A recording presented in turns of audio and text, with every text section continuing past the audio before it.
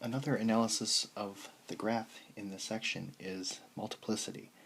So the multiplicity of real zeros can tell you the behavior of the graph at that point. So if a real zero has odd multiplicity, the graph will cross the x-axis at that point. If a real zero has even multiplicity, the graph will touch or bounce off the x-axis at that point. So you'll be hearing the terms real zero, x-intercept, solution, and these all essentially mean the same thing.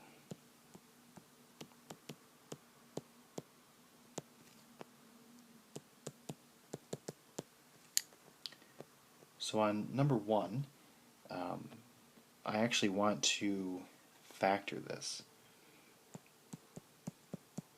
So if I factor out the greatest common factor, that would be an x squared. And that would leave me with an x squared plus x minus 12. And if I factor that further, that would be x squared, x plus 4,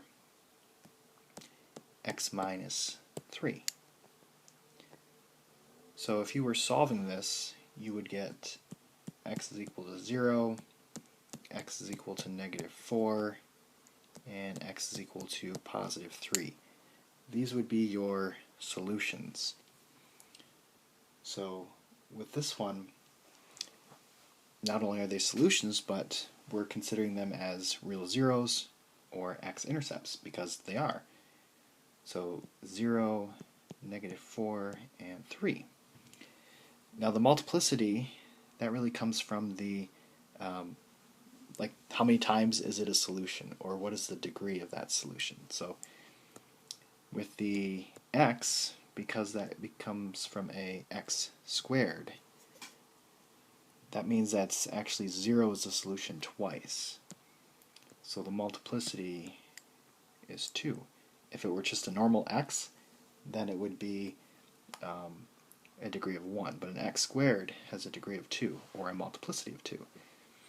This is x plus 4, that has a multiplicity of 1.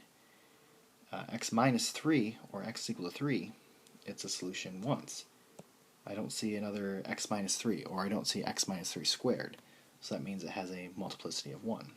Same as the x is equal to negative 4. So we actually know a lot about what's going to happen at the axis at these points. So at 0, we know that it's going to touch the axis.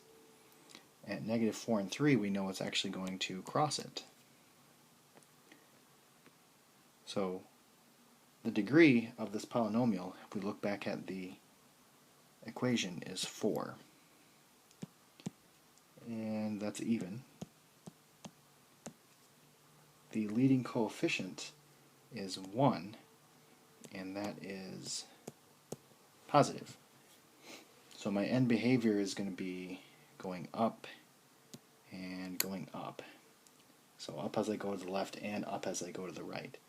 Or the other way to write that is y goes to infinity as x goes to negative infinity. That means it goes up as it's going to the left.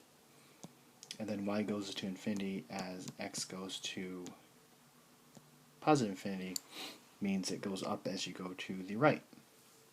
So we know all the stuff about the graph without even having to graph it.